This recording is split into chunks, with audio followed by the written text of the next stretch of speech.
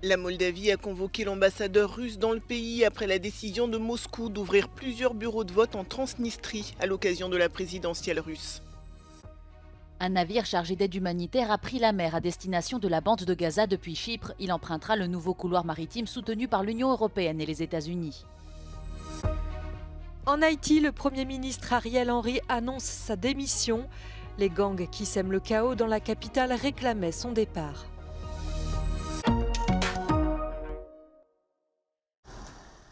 À l'approche des élections présidentielles en Russie, Moscou a décidé d'ouvrir plusieurs bureaux de vote dans la région séparatiste moldave de Transnistrie. La décision a suscité la colère des autorités moldaves qui ce mardi ont convoqué l'ambassadeur de Russie. Statul Republica Moldova acționează acolo unde poate să controleze mediul și corespunzător nu vom admite să fie încălcări pe teritoriul controlat de autoritățile constituționale. În rest, așa cum am spus, nota de protest a fost înaintată ambasadorului Vasnetsov și, încă o dată, repet, toată lumea trebuie să respecte statul Republica Moldova și, prin aceasta, cetățenii Republicii Moldova.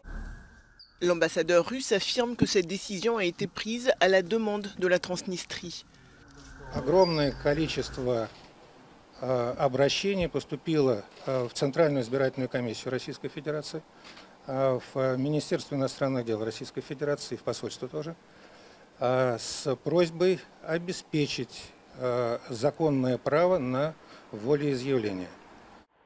Le 17 mars, principal jour du scrutin, 6 bureaux de vote ouvriront en Transnistrie pour les 200 000 citoyens russes qui résident dans cette région. Le désaccord entre Moscou et Chisinau porte sur le nombre de ces bureaux de vote. La Moldavie n'en souhaitait qu'un à l'intérieur de la mission diplomatique russe. Cet incident intervient dans un contexte tendu entre les deux pays. Il y a quelques jours, les autorités de Transnistrie ont demandé la protection de la Russie face à la Moldavie.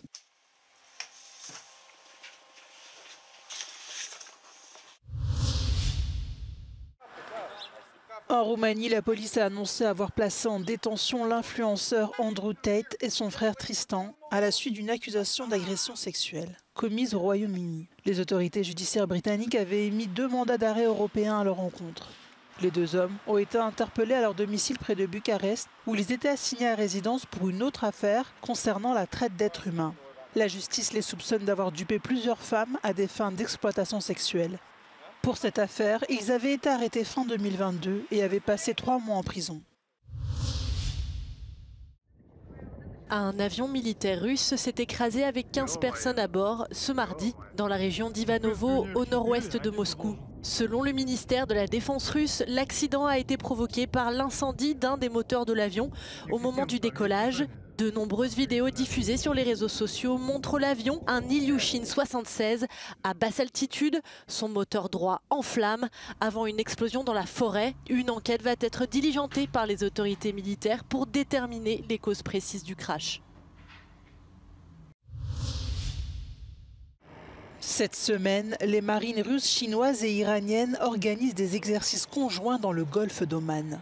Cette voie maritime, située près du golfe Persique, est cruciale pour le commerce. 1/5 de tout le pétrole échangé passe par le détroit d'Ormuz, situé à l'embouchure du golfe Persique. D'après ces 3 pays, l'objectif principal de ces manœuvres est d'assurer la sécurité de l'activité économique maritime. Plus de 20 navires, dont des bateaux de combat et des hélicoptères, sont mobilisés.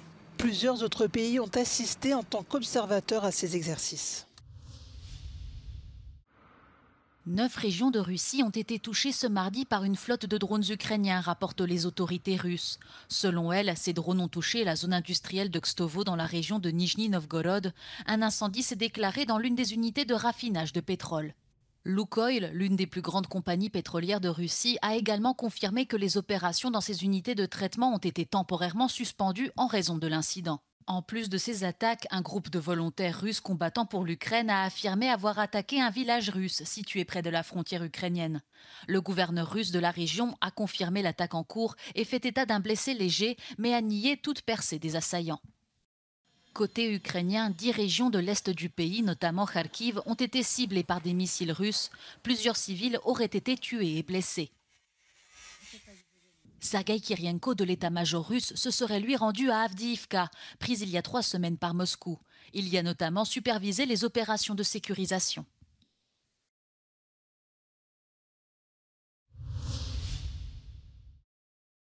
L'Ukraine a remporté le premier Oscar de son histoire lors de la dernière cérémonie américaine.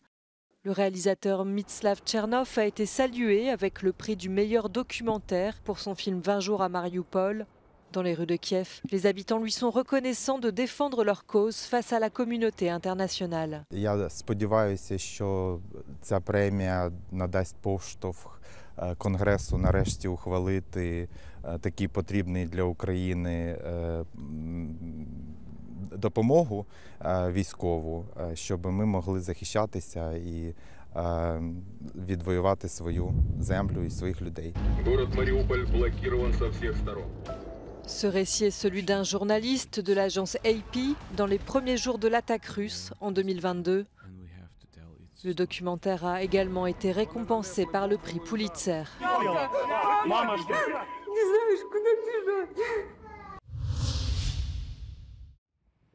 C'est une livraison très attendue dans une zone en proie à la famine. Le premier bateau empruntant un couloir maritime entre Chypre et la bande de Gaza pour livrer de l'aide humanitaire au territoire palestinien a quitté ce mardi matin le port chypriote de Larnaca. Le navire de l'ONG espagnole Open Arms transportant 200 tonnes de vivres doivent être distribués à Gaza par l'organisation World Central Kitchen présente dans l'enclave palestinienne. Un premier convoi rendu possible après des mois de négociations. La présidente de la Commission européenne, Ursula von der Leyen, avait émis vendredi l'espoir d'une ouverture dès dimanche d'un couloir maritime avec le soutien des États-Unis. Selon l'ONU, 2,2 des 2,4 millions d'habitants du territoire palestinien sont menacés de famine. Le Parlement européen est prêt à lancer une procédure en justice contre la Commission européenne à propos du déblocage des fonds gelés destinés à la Hongrie. La Commission des affaires juridiques de l'hémicycle estime que l'exécutif n'a pas suffisamment pris soin de l'argent des contribuables. La Commission a décidé au mois de décembre de décaisser un peu plus de 10 milliards d'euros des fonds alloués à Budapest, mais bloqués pour les atteintes portées à l'état de droit. Pour les eurodéputés, l'Union est tout simplement victime du chantage du Premier ministre hongrois Viktor Orbán. Ce versement a rendu possible l'ouverture des négociations d'adhésion avec l'Ukraine. What is also very disturbing is that the moment when the Commission took the decision that the money was going to be released, it was on the eve of a European Council summit where important decisions were to be taken on Ukraine, and Orban had already announced he was going to block it. So if on the eve of a European Council summit the European Commission takes such a decision, which is very evidently meant to serve the European Council, then that is a very serious breach of the treaties, because the European Commission is not supposed to serve anyone. La proposition de la Commission des affaires juridiques a été transmise à la présidente du Parlement européen qui doit valider la mesure pour lancer la procédure. 5 des 7 groupes de l'hémicycle soutiennent l'initiative, dont le Parti populaire européen. Autrement dit, la présidente de la Commission, Ursula von der Leyen, pourrait être poursuivie par sa propre famille politique quelques jours après avoir été désignée par ces mêmes élus comme tête de liste pour les élections européennes de juin. L'exécutif européen continue dans le même temps de retenir plus de 20 milliards d'euros destinés à la Hongrie, issus des fonds de cohésion et du plan de relance de l'Union.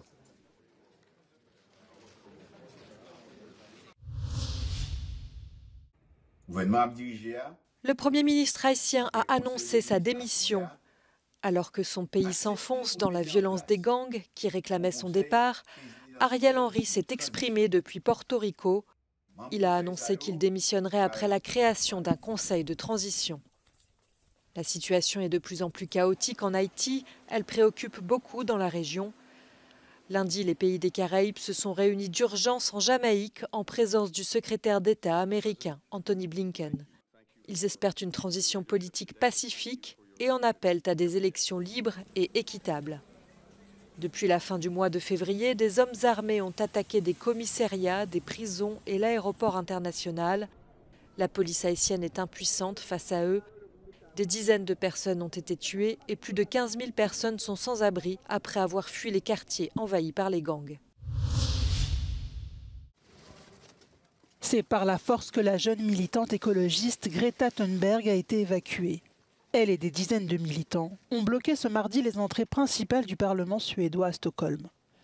2 policiers ont soulevé Greta Thunberg et l'ont traînée au loin avant de la déposer au sol à une vingtaine de mètres de la porte qu'elle bloquait.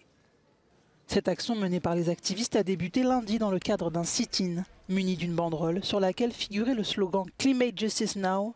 Les militants ont dénoncé ce qu'ils qualifient d'inaction politique.